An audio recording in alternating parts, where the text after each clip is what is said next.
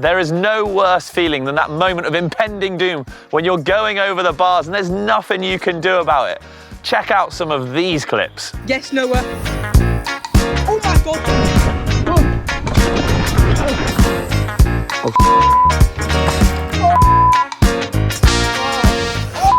If that's happened to you, or you've nearly had that happen, stay tuned and watch this, because we're going to try and fix it.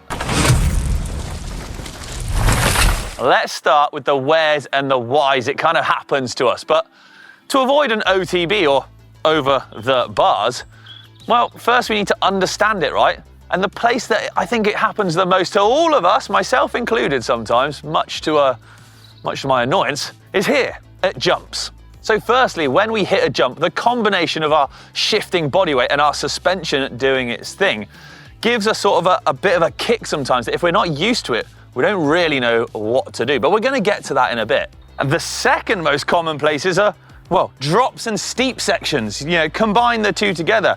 And essentially that's happening because, well, when you're going down something steep or you're going off a drop, your body weight is naturally thrown further forwards. And a lot of people, well, they just don't really know what to do when this happens. But I'm going to tell you. Let's start off with body position. Now, there's sort of a generic body position we can go in to begin with, and we're going to focus more on the upper half of us. So your body position itself is going to be fairly central in the bike to begin with, and we're going to focus on keeping a nice, strong, tight core and a really good, strong upper body as well in the arms. We're not going to have too much of a bend. We're certainly not going to have them straight. We're going to have a ever such slight bend in the elbow, and then we're going to keep our arms nice and taut and tight, ready to absorb any impacts and to stop us flopping into the bike, throwing our weight further forwards, which is what we're going to get to a bit later on. So then if you find yourself in a situation where you think you might go over the bars, should we say like a steep section of this, and like I said, we're going to get onto jumps, don't worry. That tight core, that good strong upper body here, well look, that's what's going to hold you up nice and tight and hold you back on the bike. So, you know, we showed that sort of neutral body position. When it gets steeper, you're going to want to shift your weight further back. And if you've got noodle arms, well, what's going to happen is when you hit a big compression, you come down these routes, them old little noodle chicken wings of yours, well, unfortunately, they're not going to be able to hold you up as strong as they need to be. And you're going to hit a bump, all your body weight's going to shift over to the front. And in turn, well, that's just going to shift it over the front wheel and potentially over the bars. Something you don't want.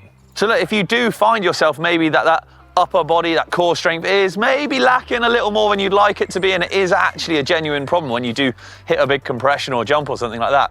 Well, look, there's some simple exercises you can do. Look, press-ups, just a few press-ups a day can go a long way to getting the upper body working out. Some core exercises, bench presses as well. You don't always necessarily need to go to a gym. There's loads of stuff that you can do at home. And actually, I've done videos on this in the past as well, so check out the links to those in the description down below. Wowzers, trousers. That is a big old scary takeoff. But look, before we get any further, you've made it this far in the video, so why not give us a little like and a subscribe? Help support the channel, help me bring more great videos and myself and the other presenters as well. But now we're going to talk technique, more specifically jumping techniques. I think this is one of the most important areas, and this is a prime jump for an OTB, or hopefully not. Right, it might seem weird to explain this without a bike, but actually there's a really good way of explaining it. So as we come in, imagine we're on our bike, we start to hit the transition of the jump. Now what we all naturally do is start to sort of, our body weight will start to squat into the bike. So what that then does is it shifts our weight down into the bike and back as well. And you might be thinking, well, I'm going over the bars potentially. If my weight's back, how's that happening? Well, basically, the further you get and the further force that's applied to you as you go up to take off, you come in here, and then what happens is, as your wheels start to take off, so here, when you're then taking off, you sort of counteract that and your body weight is then being flung forwards by the takeoff. The problem you've got is, unlike a steep section where you can brake or sort of use your arms to absorb the force, you're in the air, you can't do anything. So your body is just moving forwards without any resistance, and you're about to go over the bars. Now you can kind of try and absorb this. You can push the bike out in front of you if needs be to try and get that front wheel and that sort of weight shifted backwards. So the front wheel pushed out in front, weight shifted backwards. But really that is why you're going. So you're coming in, you're squatting into it because of then the takeoff's then pinging you forwards, and that's moving all your body weight exactly where you don't want it. And this is how you should do it, mind. So the correct technique then, well, essentially, you're still going to do a similar thing. As you get to the bottom of the transition, you're going to compress into the bike to do the jump. But instead of sort of that part here where you sort of almost go too far backwards, that's when you're going to start to that pop. So that jumping technique where you'll then explode out of the bike, you'll pick the front end up. Now this is the key part here, because it's that picking the front end up that's going to stop you going over the bars. A lot of the times before, people wouldn't really know what to do, so kind of that bunny hop technique, if you like. And it's that then shifts your weight still further back. You'll then push the bike forwards in the air to level it out, and your body weight will then sort of naturally shift slightly further forwards to nosedive in for the landing. Hopefully it should look like this.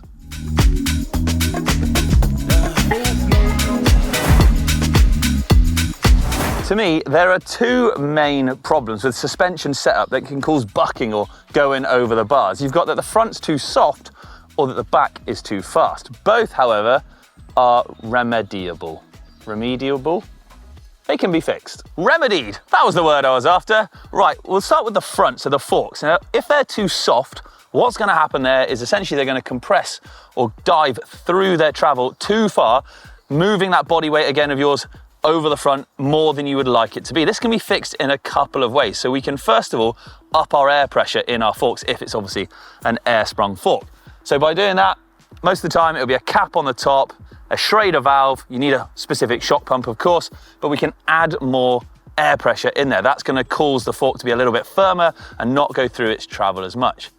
However, if we don't really want to up the air pressure too much, but we want to stiffen the fork, we can actually firm up the later part of the spring rate, if you like. So what we can do is use volume spacers. By adding more volume spacers to a fork, it reduces the air volume inside, so you'll have sort of a ramp up effect. Now what that means is that as the fork goes through its travel, or this can obviously be the same for the rear suspension too, but as the suspension goes through its travel, it then gets stiffer the further it gets in. And the more tokens you add, the sooner this effect happens. So if you were to have one token in there, it might go through a lot of its travel and then ramp up, get firmer. If you put 5, or I think you can almost put up to 6 tokens in these, but you might have to fact check me on that one, then actually you're gonna have a very small sort of area of softness and it's gonna ramp up, get firmer much sooner.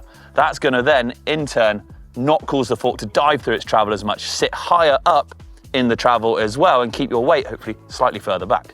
What about the back suspension? Back suspension, or if you're not my dad, rear suspension for most of us mere normal folk, well, what's generally the problem here is the rebound. So the rebound is too fast, which means it's returning back through its travel too quick, like a pogo stick, and bucking your body weight forwards. How do we fix that though? So what you need to do here is add more rebound to the shock. So turning what on most units will be a red dial, which generally it's a red dial for the rebound, to the direction of the plus sign. So it should have a minus and a plus. Some actually make it even simpler. They have a little tortoise or a little hare for faster or slower. You want to make it slower. You want to add rebound to it. Now experiment click by click. There should be a good bit of range on this. What that's going to do is slow down. So when your suspension compresses, slow down how quickly it comes back. The quicker it comes back, the more violent it's going to potentially throw your weight forwards. The slower, the more controlled, and the more time you've got to react as well. Have a little play, turn it red dial, plus ways, should sort you right out. This one is often an overlooked and underestimated one, and it's tyres and tyre pressures.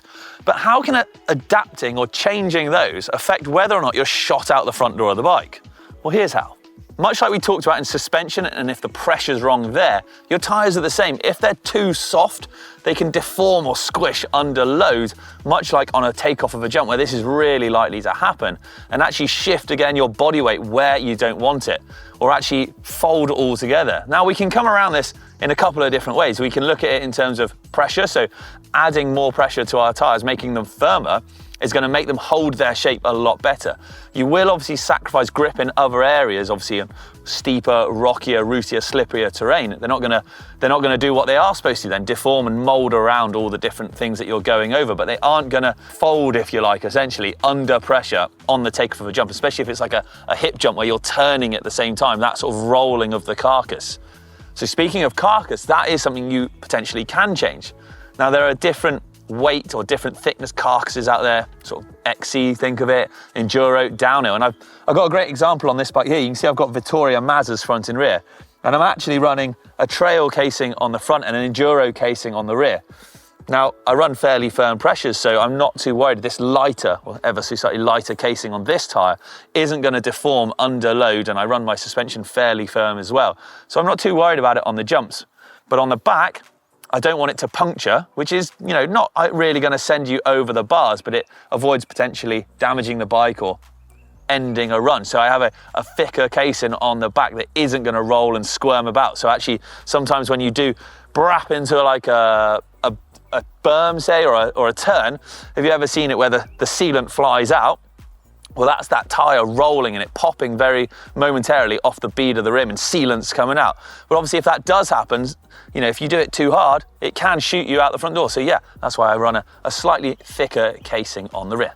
Bonus top tip for you then, and something I see out on the trail all too scarily often.